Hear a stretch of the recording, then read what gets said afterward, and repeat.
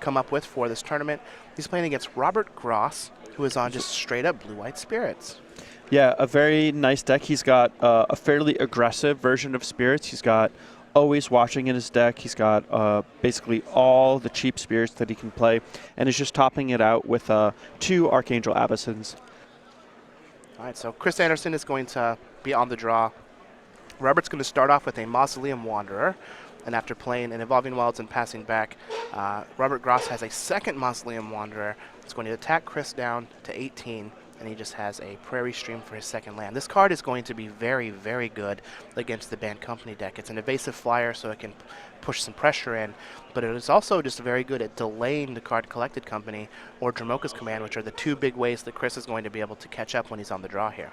Yeah, we were just talking about, you know, the aggressive decks in the format, and maybe this blue-white spirits deck is, you know, if you're looking for an aggressive deck, this is one of the decks that you should really look to, because it does get to start with a 1-drop. It has a lot of 2-drops, and it makes very good use of being ahead on the board. You know, once it gets ahead, it's hard for other decks to catch up. All right, well, Chris just has a Plains for his turn. And is going to pass. Robert has another island. He's going to attack for 2 with his 2 Mausoleum Wanderers. And then just pass the turn back to Chris. We have to be worried here of something like Spell Queller as a way to out-tempo our opponent on turn 3. Yeah, and the fact that Chris didn't have 2-drop bodes pretty poorly for him. All right, well, here is a Nibblegast Herald on Chris's end step for Robert. And Chris is going to use his own Spell Queller to counter it. That's going to give him a 2/3 blocker, which is going to be pretty good in this instance. Let's see if Robert's able to push some damage through it. So one thing that's been a little bit of a hole in a lot of the blue-white spirits decks that I've seen is that they don't play very many removal spells. Robert Gross, if a creature is on the board, his only way to deal with it is 3 Declaration in Stones, which I have to imagine there's got to be a better way to do things. But that's how a lot of these blue-white spirits decks are. And because of that, a lot of times if you do just have 1 flying blocker, it can kind of blunt your entire offense. All right, well, here we have Chris is going to try a Duskwatch Recruiter on his main phase. Robert's going to snag it with a Spell Queller, and Chris is just going to pass the turn back. The 2/3 body on Spell Queller is really relevant. It does a good job at, you know, protecting. It does a good job at playing defense in the face of smaller creatures. One thing that's nice here is because Robert is playing 2 spirits on this turn, it's going to bump both of his Mausoleum Wanderers up to 3/3s, and they're going to be able to bash in. So we're going to have 2 3/3s are going to come in. Chris is going to take all of the damage and fall down to 10. Now that he gets into 5 mana territory here, though, a Collected Company could just easily be a card he can use here to kill off both of those Mausoleum Wanderers. Yeah, I really like casting Collected Company here. He may choose to wait if he has another reasonable play. And this is actually a pretty nice way to go about it. Yeah, so Chris is going to play his 5th land, use a Reflector Mage to bounce that Spell Queller back to Robert's hand. He does have 2 copies of Selfless Spirit and 2 Mausoleum Wanderers on the battlefield. None of them can effectively attack through that Spell Queller, though. And what's nice about this board state for Chris Andersen is so long as his Spell Queller can play some defense, his Duskwatch Recruiter can generate a lot of value. Right, so Robert is just going to attack with all of his creatures. Chris is going to put his Spell Queller in front of one of the Selfless Spirits. He will take 4 damage from a Selfless Spirit and 2 Mausoleum Wanderers and fall down to 6. Robert's going to pass the turn without a play, and that Duskwatch Recruiter will transform into a Kralin Horde Howler. Now Chris can go into 6 mana territory. He can actually pay for both of those Mausoleum Wanderers, but he has to be aware that there is still a Spell Queller in Robert's hand. Yeah, I think because of the Spell Queller that Chris knows about, he's unlikely to cast the Collected Company. He may try to pick a better spot when Robert taps a little lower. He is just going to attack for 5 with the Howler and the Reflector Mage. Pass the turn back to Robert, who is at 15 life. He will draw for the turn, and let's see how he decides to play this turn. Looks like his hand is Evolving Wilds and Spell Queller. He does have 5 lands already on the battlefield, a Selfless Spirit, and 2 Mausoleum Wanderers. Yeah, it's going to be a little hard for Robert to close the game out from this position. Even though he has done a lot of work to take Chris down. Chris is going to start leveraging his more powerful spells, his access to card advantage, and Robert doesn't have a lot of good ways of playing to the board. So once he runs into some flying defense, it's going to be hard for him to overcome it. Robert is just going to play the Evolving Wilds and pass the turn back to Chris. Chris will draw for the turn. He's going to play a Plains, crash in for 5 yet again with his Howler and Reflector Mage, dropping Robert down to 10, then pass the turn. Robert will use an Evolving Wilds on Chris's end step. He's going to go find another Plains. Let's see if he can draw some kind of action. Chris would love if this Howler would flip back to a Recruiter. I mean, he would have been able to potentially draw like 4 creatures by now if it had not flipped. And well, Robert is going to draw for the turn, and it doesn't look like it's a land. Ooh, it's a Bygone Bishop, so this is going to pump his Mausoleum Wanderers up to 2/2s. And that's a 2/3 body itself. Yeah, and what's particularly nice about this is it's going to give Robert some access to card advantage, as well as it puts Chris on a 1-turn clock. All right, so Chris is going to, Robert's going to attack with a Selfless Spirit and 2 copies of Mausoleum Wanderer. Chris would put that Spell Queller in front of Selfless Spirit. He's going to take 4 points of damage and fall down to 2. Robert's going to pass the turn back. This is pretty treacherous for Chris since he knows that Robert still has that Spell Queller in hand. So he could potentially have multiple lethal attackers. Chris is going to reveal a hand that appeared to be 5 lands and a Collected Company, and scoop it up and head on to game 2 here in this match against Robert Goss. Blue-White Spirits will pick up the first game over Bant Company. Yeah, pretty unfortunate draw from Chris, but I think that he's generally going to be favored in the matchup, and with a little bit of sideboarding, he's going to be even more advantaged. So let's go ahead and take a look at the sideboards and see if we can figure out how everybody is going to change up their deck. Looks like we have 2 Declaration in Stone, 1 Tireless Tracker, 3 Lambholt Pacifist, 1 Nissa Vastwood Seer, 3 Tragic Arrogance, 2 Ojutai's Command, 2 Negate, and a Tamiyo Field Researcher. How do you think Chris is going to change his deck up here? So the card that jumps out to me the most is Tragic Arrogance. I would love for him to bring that in, and then also the Nissa Vastwood Seer to help make sure that he hits his land drops, although that can be a little dicey. He could also consider Lambholt Pacifist if he just wants to be aggressive and race. I don't think that's going to be the best way to go. He can also consider Ojutai's Command. It can help buffer his life total, but he does need to be careful about how he uses it and make sure that it doesn't get tagged by a Spell Queller. So let's take a look at Robert's side. We have 2 Gideon Ally of Zendikar, 1 Secure the Waste, 1 Selfless Spirit, 2 Blessed Alliance, 2 Negate, 2 Summary Dismissal, 2 Tragic Arrogance, 2 Stasis Snare, and 1 copy of Ojutai's Command. How do we think Robert's going to sideboard? So Robert has a lot more options, and there's a few different ways he could go about this. He could board in some of his more mid-rangey elements. I think I would like him to keep his deck aggressive, and so I think I would like him to just bring in the Selfless Spirit so he has more redundancy at his 2-drop slot, and I would like to see him bring in the 2 Stasis Snare. Even though there's Dromoko's Command, he has 4 Always Watching to play a little bit of guard duty, and the Stasis Snare can be pivotal in keeping air control. So there's some other cards that he could bring in, like Ojutai's Command, Gideon, and Secure the Waste, so that he can go bigger, be more mid-rangey, or Negates to fight counter wars. But I would like it if he just kept his deck lean and aggressive, and I think that's going to be the best way for him to win, because he is the aggro deck in this matchup. He does not have access to the card advantage that Chris does.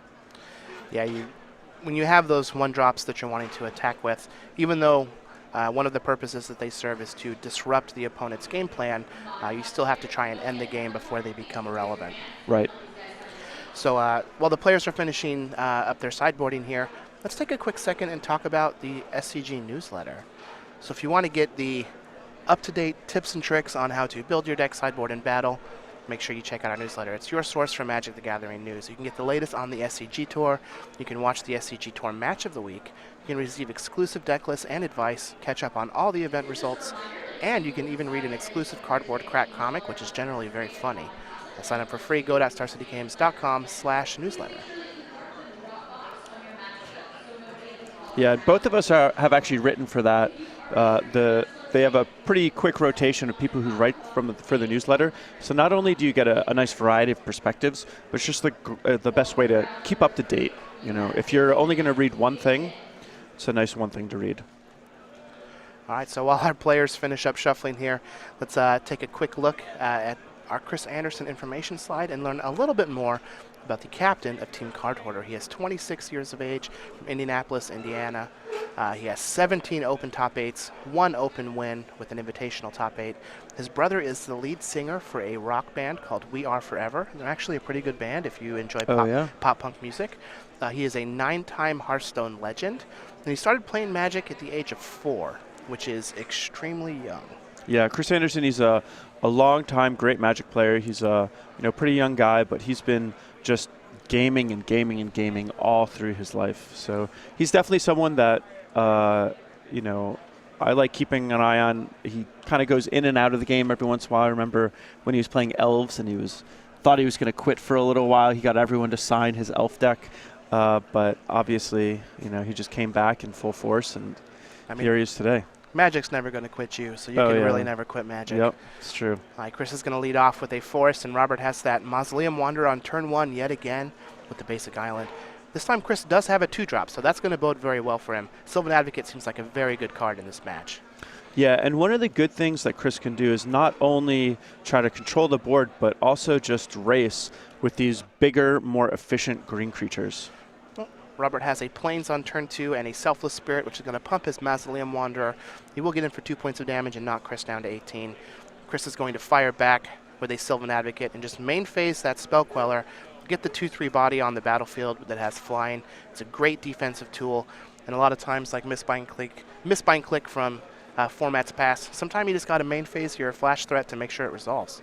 Yeah, this is a great play from Chris because if he forces the game into a tap-out style, then the Spell Quellers of Robert are a lot worse. Robert does have a Declaration in Stone that he'll fire off on his turn. That's going to give Chris a clue. Robert does look like he has a 3rd land as an Evolving Wilds, and he's going to crash in for 3 points of damage and knock Chris down to 14. Chris is going to fire back with his Sylvan Advocate, fall down to 16, play a Lumbering Falls, and then just main phase another Spell Queller to get that 2/3 body on the battlefield.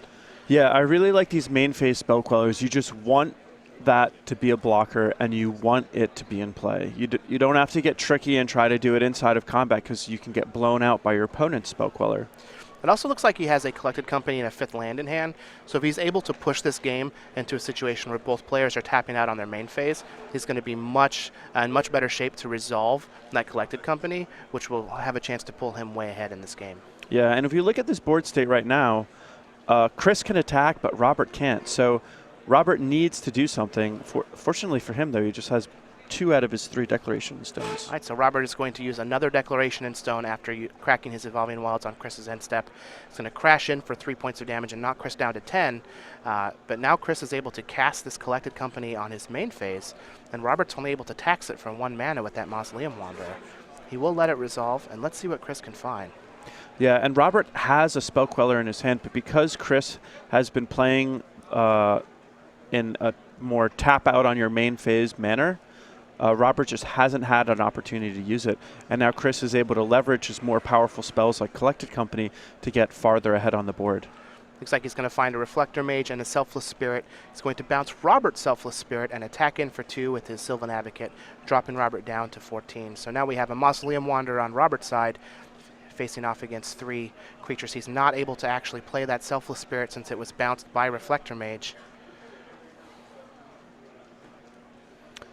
And yeah, the players are going through this a little hastily. We'll see what happens, but one thing to note also is Robert is missing. Oh, he sacked the smart move from Robert. All right, so it looks like Robert actually did sacrifice the previous Selfless Spirit. I was just so excited about a Collected Company resolving that I didn't notice that.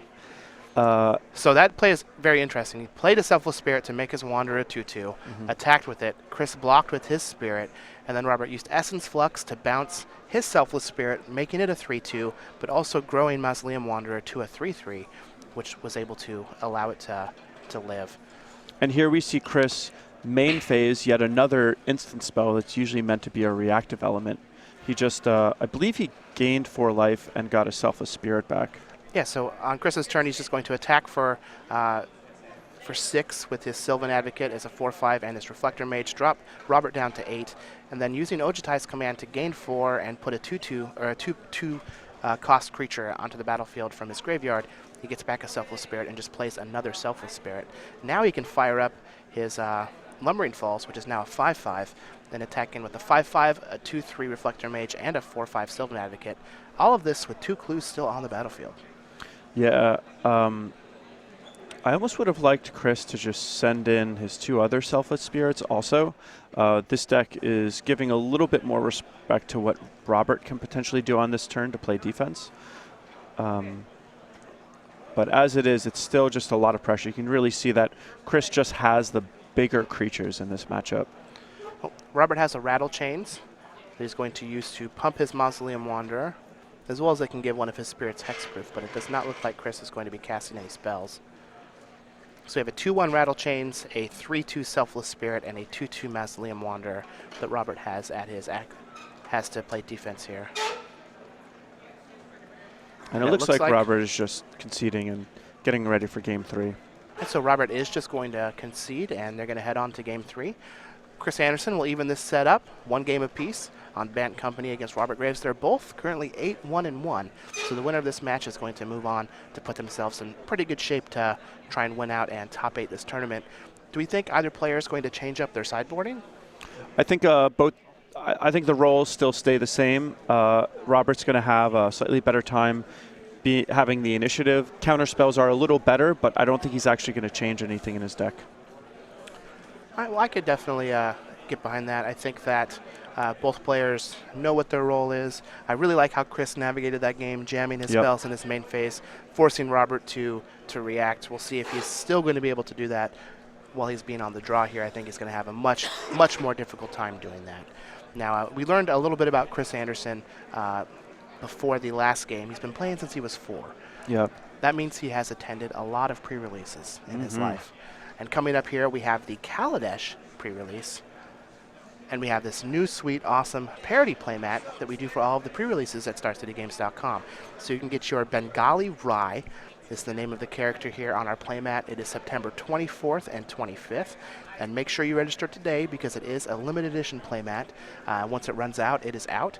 However, you can get those at your local game store. So make sure you let the proprietors of your LGS know that you would like to have this playmat there locally, and they can go to go.starcitygames.com/pre-release or email isp@starcitygames.com to get this in your local game store. Again, that is Bengali Ra for the Kaladesh parody pre-release playmat. And I love all these playmats. They're real nice. Yeah, I like them a lot too. I particularly like that one though. Tigers are sweet. Also, that one's got big doughy eyes, but sharp claws to rip your throat out. So I like that combo. What is it with you and ripping people's throats out with tigers? Cute but fierce. Cute but fierce? Is that how you describe yourself on Tinder? I'm cute but fierce? No. That's really funny though. All right, so we're going to head into game 3. Robert's going to be on the play. He's going to start off with a Port Town. Chris Andersen just has a Plains. No 1-drop for Robert, but he does have a 2-drop. That is a Selfless Spirit. So can Chris keep parity and have his own 2-drop? Looks like he does, and it's a Selfless Spirit of his own. A huge addition for the standard from Eldritch Moon. This card has been very, very good in all of the decks that have employed it. So I wonder if Robert has an Always Watching because he chose not to attack here. Also does not have another land drop. We saw that he got stuck on 3 lands in the previous game, which still allowed him to function fairly well, but it certainly bode poorly for him last game. It's probably going to bode poorly for him this game. Well, Robert does not have a 3rd land. He's going to pass. Chris will pass the turn after playing his 3rd land. On Robert's end step, Chris will just play a Spell Queller. Robert does have a Clash of Wills to counter it. Let's see what Chris wants to do with his 4th turn. He does have all of his colors available. We have a Reflector Mage is going to bounce a Selfless Spirit. And let's see if Chris decides to get in the red zone. I think it's worth it for Chris to trade if Robert gives him the option to. All right, well, Chris is going to attack with his 2/1 Selfless Spirit. Robert's going to block with the Mausoleum Wanderer, but he does not find a land. And he's not able to replay that Selfless Spirit yet. So we might just see a Collected Company out of Chris. And Robert's going to go ahead and just scoop the game. Wow. Just does not want to go on. He's just going to give up. And Well, say, all right, Chris Andersen, you bested me. Yeah, I hope we have a backup, but yeah, that was it would have been nice to see more of that game, but Robert was definitely very far behind. The blue-white spirits deck, being mostly one toughness creatures, plays extremely poor defense, and he could see that Chris Andersen was just firing on all cylinders. He had more mana. He had his deck has more card advantage, more powerful creatures, and the game probably was decided. I would have liked to watch more, but Yeah. but I think Chris was probably like 99% to win from there.